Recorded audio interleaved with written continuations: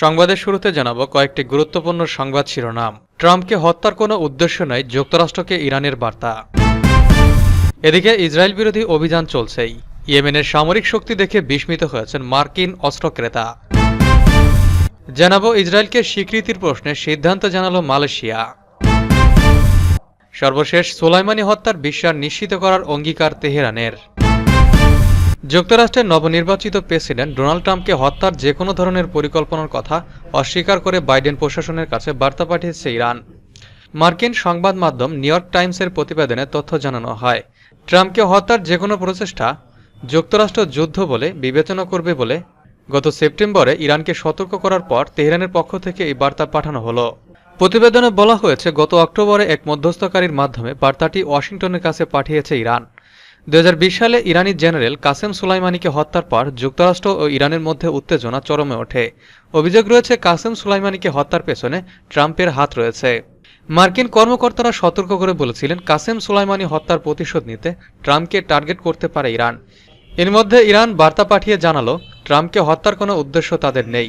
এই বার্তাটি সম্পর্কে বিশদভাবে অবগত একজন ইরানি কর্মকর্তা ও একজন বিশ্লেষক বলেছেন, ট্রাম্পকে হত্যার কোনো ইচ্ছা ইরানের ছিল না। ইরান হিংসাত্মক উপায়ে কাসেম সুলাইমানির হত্যার প্রতিশোধ নিতে চায় না, বরং আন্তর্জাতিক আইনি প্রক্রিয়ার মাধ্যমেই সুলাইমানির হত্যাকাণ্ডের বিচার করতে চায়। নাম প্রকাশে অনিচ্ছুক ওই দুই সূত্র আরও জানান, যুক্তরাষ্ট্রের কাছে পাঠানো বার্তাটি মূলত ইরানের সর্বোচ্চ ধর্মীয় নেতা আয়তোল্লাহ আলী খামেনির কাছ থেকে এসেছে। এ ব্যাপারে জাতিসংঘে ইরানি মিশন কোনো মন্তব্য করতে রাজি হয়নি। তবে এক বিবৃতিতে ইরানি মিশন বলেছে, কাসেম সুলাইমানি হত্যাকাণ্ডের বিচার আইনি প্রক্রিয়া করতে ইরান প্রতিশ্রুতিবদ্ধ। এর আগে নির্বাচনী প্রচারের সময় ডোনাল্ড ট্রাম্পের কানে গুলি লাগার ঘটনায় ইরানকে অভিযুক্ত করেছিল মার্কিন কর্মকর্তারা। ওই ঘটনার সঙ্গে ইরানের এক ব্যক্তি জড়িত ছিল বলে সম্প্রতি ম্যানহাটনের ফেডারেল প্রসিকিউটররা নিশ্চিত করেছেন। তবে ইরানের পররাষ্ট্র মন্ত্রণালয় এই অভিযোগকে ভিত্তিহীন বলে প্রত্যাখ্যান করেছে। ইসরায়েল বিরোধী অভিযান চলছে। ইয়েমেনের সামরিক শক্তি দেখে বিস্মিত হয়েছে মার্কিন অস্ত্র ক্রেতা। ইয়েমেনের হুতি আনসারুল্লাহ আন্দোলন সমর্থিত সামরিক বাহিনী ইহুদিবাদী ইসরায়েলের বিরুদ্ধে যে সমস্ত অস্ত্র ব্যবহার করছে তা দেখে বিস্মিত হয়েছেন মার্কিন সামরিক বাহিনীর জন্য অস্ত্র কেনাকাটার দায়িত্বপ্রাপ্ত এক কর্মকর্তা। বিলনা প্লান্ট নামের এক কর্মকর্তা ওয়াশিংটনের নিউজ ওয়েবসাইটে এক্সিওস আয়োজিত এক অনুষ্ঠানে বিস্ময় প্রকাশ করেন। গত 6 মাসে ইয়েমেনের সামরিক বাহিনীর গুণগত অভিযান পরিচালনার কথা উল্লেখ করে তিনি বলেন, আমি নিতান্তই বিস্মিত।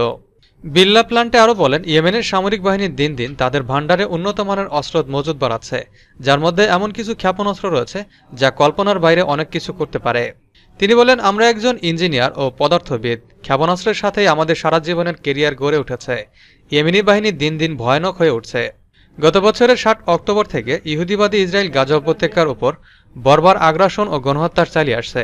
সাম্প্রতিক দিনগুলোতে তারা লেবাননের উপর আগ্রাসন জোরদার করেছে। ইহুদিবাদীদের এই বর্বর আগ্রাসন ও গণহত্যার বিরুদ্ধে রুখে দাঁড়িয়েছে ইয়েমেনের আনসারুল্লাহ আন্দোলন সমর্থিত সামরিক বাহিনী। তারা যেমন ইয়েমেন থেকে দখলদার ইসরায়েলের গুরুত্বপূর্ণ সামরিক লক্ষ্যবস্তুতে একের পর এক ড্রোন ও ক্ষেপণাস্ত্র হামলা চালাচ্ছে, তেমনি বাব আল মান্দাব প্রণালী এবং লোহিত সাগর এলাকায় ইসরায়েল ও তার মিত্রদের জাহাজ চলাচল একেবারে প্রায় বন্ধ করতে সক্ষম হয়েছে। সম্প্রতি তারা ইসরায়েলের বিরুদ্ধে অন্তত 2 দফা হাইপারসনিক ক্ষেপণাস্ত্র দিয়ে হামলা চালিয়েছে। ইসরায়েলকে স্বীকৃতির প্রশ্নে সিদ্ধান্ত জানালো মালয়েশিয়া। মালয়েশিয়ার প্রধানমন্ত্রী আনোয়ার ইব্রাহিম জানিয়েছেন, তার দেশ ইসরায়েলকে স্বীকৃতি দেওয়ার প্রশ্নে আগের অবস্থানে অটল রয়েছে। দেশটি কখনো কূটনীতিকভাবে ইসরায়েলের অস্তিত্বের স্বীকৃতি দেবে না। শুক্রবার লাতিন আমেরিকার দেশ পেরুতে এশিয়া প্যাসিফিক ইকোনমিক কোঅপারেশন এক সংবাদ সম্মেলনে আনোয়ার ইব্রাহিম এসব জানান। সংবাদ সম্মেলনে আনোয়ার ইব্রাহিমের কাছে জানতে চাওয়া হয়, ইসরায়েলের সঙ্গে বরাবরই কূটনীতিক দূরত্ব বজায় রেখে চলা মালয়েশিয়া তার নীতিতে পরিবর্তন আনবে কিনা। এ বিষয়ে মালয়েশিয়ার প্রধানমন্ত্রী ফিলিস্তিনিদের বিরুদ্ধে ইসরায়েলের ক্রমবর্ধমান সহিংসতার বিষয়ে এবারের এপেক সম্মেলনে একমাত্র দেশ হিসেবে মালয়েশিয়া প্রশ্ন তুলেছে। এছাড়া বিশ্বমঞ্চে মালয়েশিয়ার প্রতিনিধি ও জনগণ ফিলিস্তিনের দুর্দশাগ্রস্ত মানুষের পক্ষে কথা বলছে। তিনি বলেন, এটা ন্যায় বিচারের বিষয়, যেখানে প্রয়োজন নেই সেখানেই ফিলিস্তিনের জন্য সমর্থন অব্যাহত রাখবে মালয়েশিয়া।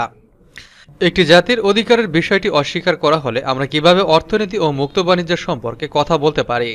যা বোঝা দরকার তা হলো, আমরা কূটনৈতিক সম্পর্কের ক্ষেত্রে ইসরায়েলকে স্বীকৃতি দেব না, তাদের মালয়েশিয়ায় বাণিজ্য বা অফিসিয়াল কার্যক্রম পরিচালনা করার অনুমতিও দেব না, বরং ফিলিস্তিনিদের সহায়তা দেব। সোলাইমানি হত্যার বিচার নিশ্চিত করার অঙ্গীকার তেহরানের। কোনো গোপন পরিকল্পনা নয়, আইনি ও বিচারের মাধ্যমে পোয়েত লেফটেন্যান্ট জেনারেল কাসেম সোলাইমানিকে হত্যার বিচার নিশ্চিতের চেষ্টা করবে ইরান। এমনটাই জানিয়েছে জাতিসংঘে নিযুক্ত দেশটির কূটনৈতিক মিশন। সাবেক প্রেসিডেন্ট ডোনাল্ড ট্রাম্পের প্রত্যক্ষ নির্দেশে 2020 সালের 3 জানুয়ারি বাগদাদ আন্তর্জাতিক বিমানবন্দরের বাইরে ইরানের কুদস ফোর্সের কমান্ডার জেনারেল সোলাইমানিকে ড্রোন হামলায় হত্যা করে মার্কিন সামরিক বাহিনী।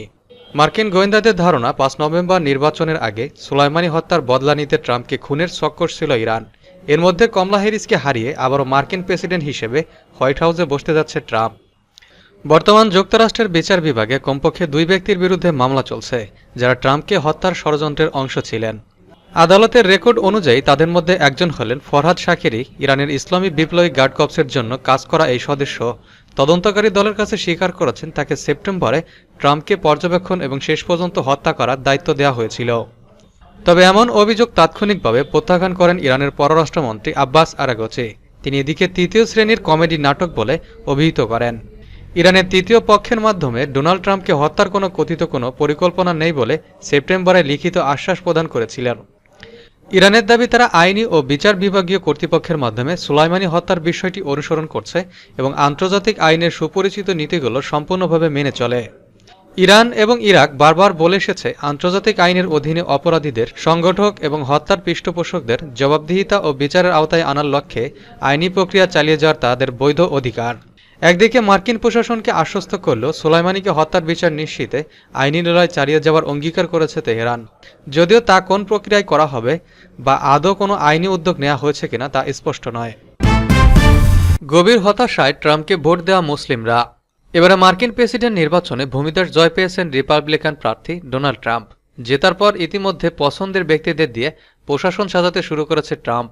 বার্তা সংস্থা রয়টার্সের প্রতিবেদনে বলা হয়েছে, যেসব মুসলিম নেতা নির্বাচনে ট্রাম্পকে সমর্থন জানিয়েছেন তারা এখন গভীরভাবে হতাশ। গাজা যুদ্ধ এবং লেবাননে আক্রমণের জন্য ইসরায়েলকে সমর্থন দেওয়ার এসব মুসলিম নেতা বাইডেন প্রশাসনের বিরুদ্ধে বিক্ষোভ করছিলেন। তবে ট্রাম্পের নতুন মন্ত্রিসভা দেখে তারা পুরোপুরি হতাশ। এমনি একজন মুসলিম নেতা রবিউল চৌধুরী রয়টার্সকে বলেছেন, ট্রাম্প আমাদের কারণে জিতেছেন, কিন্তু তিনি পররাষ্ট্রমন্ত্রী সহ অন্যান্য পদে যাদের বেছে নিয়েছেন তাতে আমরা খুশি নই।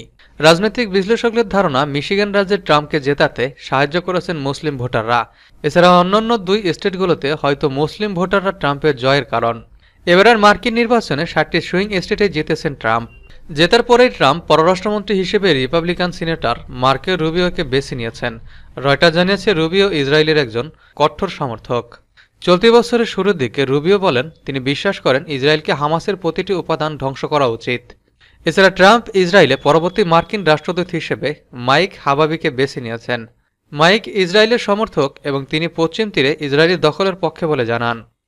American Muslim engagement app empire নেটওয়ার্কের নির্বাহী পরিচালক রেক্সিনালদো নাজারোকে বলেন, মুসলিম ভোটাররা আশা করছিলেন ট্রাম্প তার মন্ত্রিসভায় এমন লোকদের নেবেন যারা শান্তির জন্য কাজ করবে, কিন্তু তাতে এমন কোনো ইঙ্গিত নেই। আমরা অনেক হতাশ বলে উল্লেখ করেছেন এই মুসলিম নেতা।